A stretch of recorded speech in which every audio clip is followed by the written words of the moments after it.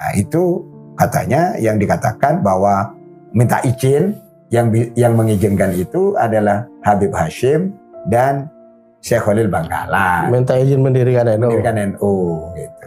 Nah, cerita ini, narasi ini nggak pernah ada Dalam sejarah. iya, dalam sejarah dan dalam ketika pelaku-pelaku sejarah itu ada, itu kan adanya kan setelah pelaku sejarah meninggal. Kesimpulan sementara, kalau yang saya pahami, Habib Lutfi ini hebat. Nah, dan rupanya mereka mendesain karena di dalam realnya Habib Lutfi di NU menjadi orang satu di Jatmat.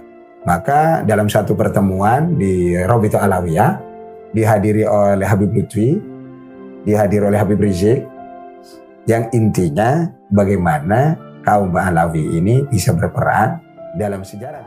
Ini seperti ini, Habib Lutfi ini dijadikan tokoh. Bahwa Habib Lutfi ini sampai pada derajat spiritual yang tinggi, yang bisa berkomunikasi dengan roh. Itu asalnya begitu. Karena yang tokohnya tidak ada makamnya, maka karena dia bisa berkomunikasi, maka makamnya di sini dibuatlah makam-makam palsu. Pokoknya dibuat makam gitu aja ya.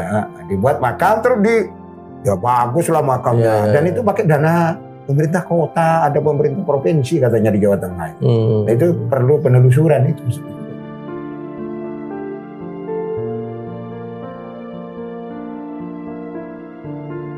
Nah sekarang kaitannya dengan dalam tanda kutip memalsukan NU segala itu bagaimana? Nah itu kan hanya salah satu cara. Dan memang dilakukan? Dilakukan. Contohnya apa? Contohnya kan gini. Misalnya membuat narasi, yang narasi ini tidak pernah ada ketika pelaku-pelaku sejarah itu ada. Kan dilakukan setelah pelaku sejarah meninggal. Nah, ini cerita ini kan dibangun tahun 2021. Cerita bahwa terbitnya ini awal 2020 loh. Ya ceritanya sebelumnya. Tapi ditulis tahun 2021. Ditulis dengan cara membuat narasi bahwa Kiai Hasyim Asy'ari sowan ke mana? Kakeknya Habib Lutfi ini namanya Habib Hashim bin Yahya. Bin Yahya itu klan, nama fam gitu. Nah, itu katanya yang dikatakan bahwa minta izin, yang mengizinkan itu adalah Habib Hashim dan Syekh Khalil Bangkalan. Minta izin mendirikan NU. Mendirikan NU gitu. Nah, cerita ini, narasi ini nggak pernah ada dalam sejarah. Iya, dalam sejarah dan dalam ketika pelaku-pelaku sejarah itu ada, itu kan adanya kan setelah pelaku sejarah meninggal. Misalnya Ki As'ad kan pelaku sejarah yang ngantarkan, itu udah meninggal tahun 80, udah meninggal. Nah, ini dimunculkan seakan-akan orang akhirnya berpikir dua kali kan, oh barangkali ini juga benar kan gitu. Dan itu mencari saksi katanya. Ya disebutkan. Itulah yang dijadikan dasar nanti ketika sejarah NU itu ditulis oleh RMI ya, yang katanya di Ma'arif diajarkan ke sekolah-sekolah NU. Jadi nanti pendiri NU itu nanti akan masuk yang namanya Habib Hashim Syekh Khalil Bangkalan gitu. Dalam rangka apa? Dalam rangka supaya itu diakui eksistensinya di NU. Karena NU menjadi, kan NU tidak besar seperti sekarang, ya gak akan mereka itu akan buat narasi seperti itu. Itu anunya. Di buku ini Prof sudah baca ya? Sudah. Apa kesan yang kesimpulan dari? Kesimpulan sementara, kalau yang saya pahami, Habib Lutfi ini hebat.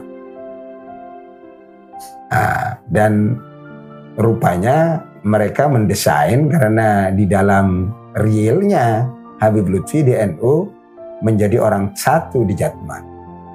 Maka dalam satu pertemuan di Robito Alawiyah yang dihadiri oleh, ini tidak ada di buku ini, tapi ada di video-videonya ada, dihadiri oleh Habib Lutfi, dihadiri oleh Habib Rizik, yang intinya bagaimana kaum Alawi ini bisa berperan dalam sejarah kemerdekaan Indonesia.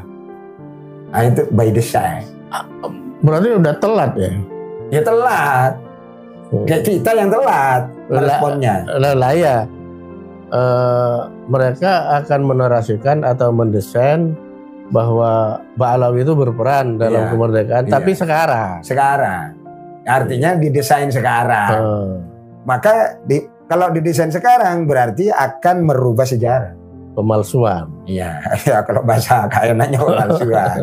Kalau bahasa mereka sumber lain. Sumber lain, membuat sejarah lain, versi lain. Jadi sejarah NU ada versi yang seperti kita kenal sekarang. Mereka ingin menjadikan sejarah NU versi dia. Untungnya ya PBNU segera mengambil tindakan. Jadi saya kira sekarang sudah susah untuk memalsukan sejarah itu, membelokkan sejarah itu. Tapi sekali lagi, Bro, itu real ya upaya memalsukan sejarah itu? Ya real, bukunya ada di sini. Mereka membuat cerita gitu loh. Ini bukunya Habib Lutfi kan, yang ditulis oleh Muhdor Ahmad Assegaf. Ya, itu real di situ. Jadi ada narasi lain, ada sumber lain, yang sumber lisan yang menyatakan bahwa berdirinya NU itu diantaranya adalah atas peran Habib Hashim bin Yahya bin Umar bin Yahya sama Kiai Khalil Bangkalan. Dan itu karena Habib Lutfi ini orang yang dikenal dalam tanda petik dianggap wali oleh sebagian NU Muhibbin, maka omongannya itu dinarasikan menjadi sejarah dan diajarkan pada anak-anak NU. Nah ini kemudian yang ditarik itu. Nah, berarti kan begini, Bro. Ada sejarah yang sudah disepakati ya, karena berdasarkan sumber-sumber primer dan seterusnya, bahwa Kiai Khalil itu memang Syekhona Khalil ya Bangkalan itu memang sangat berperan, terutama untuk merestui dan seterusnya. Nah, yang siapa kakeknya Habib Lutfi ini? Habib Hashim. Habib Hashim itu mau diperankan seperti Syekhona Khalil kan gitu. Tapi gagal dengan ditemukannya. Ya, karena mereka tidak punya dokumen dan tidak ada pelaku sejarah. Yang ngomong kayak gitu kan Habib Lutfi. Habib Lutfi itu kan lahir tahun 47. Tidak tahu. Sanadnya nggak nyambung. Kemudian dia membuat sanad bawanya Kiki Irfan, gurunya. Nah, Kiki Irfan itu katanya berguru ke Habib Hashim. Lah, ini di dokumen NU, di pelaga sejarah NU itu tidak ada cerita itu. Nah, dari mana? Tapi ceritanya dramatis. Iya, dramatis. Ada di sini. Lihat begitu ada Habib Lutfi dilihat terus katanya. Ya dibuatlah di sini. Oh, ini kok sama dengan guru saya katanya. Oh, ternyata itu gurunya. Oh, ini kakeknya cucunya Habib Hashim. Nah, cerita Kiai Irfan itu. Tapi kita nggak tahu juga apa betul-betul Kiai Irfan itu cerita itu. Kan sudah meninggal Kiai Irfannya. Nggak bisa dikonfirmasi. Disebut Gus Dur juga?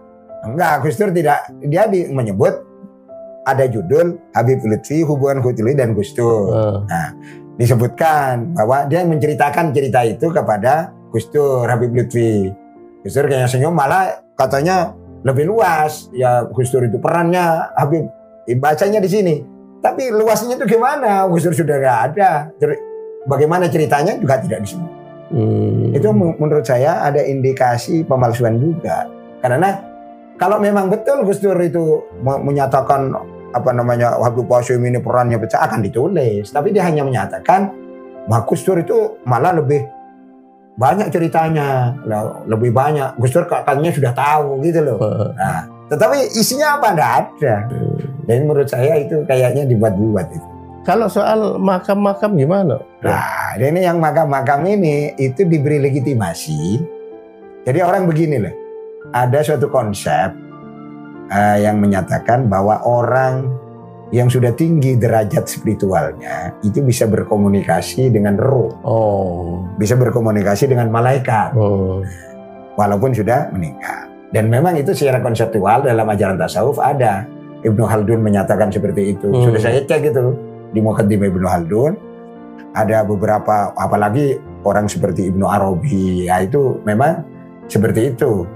Nah, ini seperti ini Habib Lutfi ini dijadikan tokoh. Bahwa Habib Lutfi itu sampai pada derajat spiritual yang tinggi yang bisa berkomunikasi dengan roh. Nah, karena bisa komunikasi dengan roh dan itu dilegitimasi oleh klaimnya dia sendiri, intelektual yang sekarang guru besar di Amerika, antropolog namanya Ismail Fajri Alatas. Yang katanya lihat kapasitasnya Habib Lutfi yang sekian, wajar kalau seorang wali, maka karena bisa komunikasi, maka dia mentradisikan ziarah. Itu asalnya begitu. Karena yang tokonya tidak ada makamnya, maka karena dia bisa berkomunikasi, maka makamnya di sini dibuatlah makam-makam palsu. Nggak ada jasad. Nggak ada, karena dia ngaku bahwa dia diberitahu kan bahwa di situ makam. Pokoknya dibuat makam gitu aja ya. Dibuat makam terus ya bagus lah makamnya. Dan itu pakai dana pemerintah kota, ada pemerintah provinsi katanya di Jawa Tengah. Nah, itu perlu penelusuran itu. Iya. Nah, dan itu rame, orang-orang kan mentradisikan ziarah. Ini makamnya Habib siapa kan gitu kan? Tapi secara secara ke makam-makam seperti itu kan sudah lebih dulu orang NU. Nah, iya, tapi kan makam yang real. Ini makam nggak ada makamnya. Nggak ada orangnya itu. Iya, dan orang ngasih duit. Oh, nah ini masalahnya. Jadi ada duit. Orang kalau ke makam itu ngasih uang. Ngasih uang. Mungkin ada tombenya kan? Oh, ke sini nih. Nah, itu. Dan itu real, itu ada videonya itu. Orang pengakuannya. Nah, ini menarik. Di makam Gus Dur itu, Prof, juga ada kotak-kotak amal itu. Iya. Dan dikelola tersendiri. Dan itu kan memang dapat ratusan juta.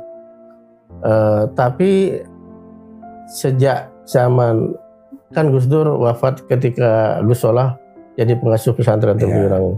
Nah, oleh Gus Solah dana-dana dari pemberian peziarah itu tidak boleh masuk pesantren. Tidak boleh dikumpulkan dengan uang di pondok pesantren Tembiurang. Dijadikan satu maksudnya tidak boleh? Iya, tidak boleh. Jadi itu dikelola tersendiri, lalu disedekahkan atau ditasarufkan, dibagi untuk kepentingan ini, kepentingan anak-anak sekolah yang tidak mampu, orang-orang tidak mampu, tapi di luar pesantren Tembiurang, misalnya tetangga atau daerah mana gitu, sama sekali tidak diperbolehkan masuk ke uang pondok. Iya, betul itu.